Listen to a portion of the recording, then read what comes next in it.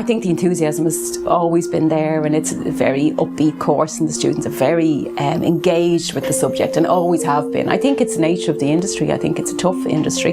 It needs a certain individual to cope with it, you know.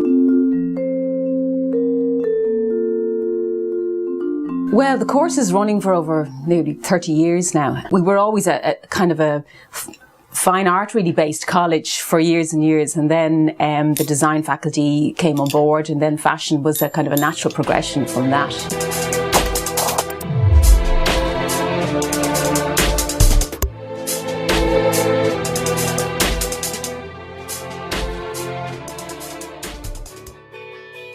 I graduated from NCAD 4 years ago.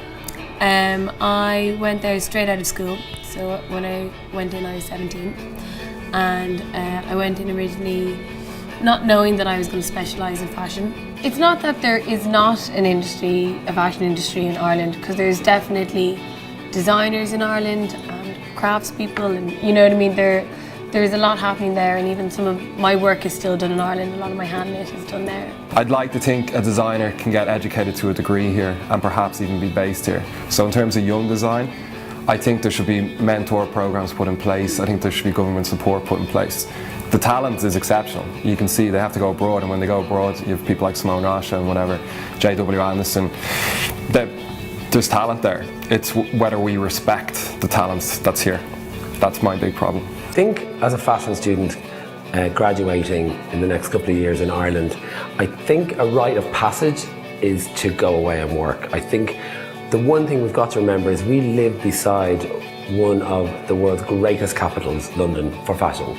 And there's lots of opportunity there, and it's 50 minutes away. So it's to be embraced. I have friends from Australia and from South Africa who it's an epic journey to get home from London and to London. So embrace the fact that we live next door to probably one of the most relevant fashion capitals in the world, and get there where there is opportunity. There is opportunity here as well, but it's limited because fashion is global now.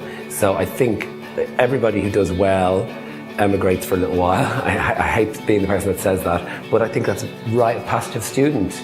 And then, or focus on craft, because we cannot compete with Asia or South America when it comes to mass production, but what we can compete on is our craft. So our knitwear, our beading, our moulding of sculpture, our metalwork particularly. So focusing on craft. And if you look at all the big fashion houses, what they're doing is focusing on their craft, on their leather work and all that kind of stuff. So only we can do that craft. So therefore you've got your hands, your craft, and you will work no matter where you are in the world.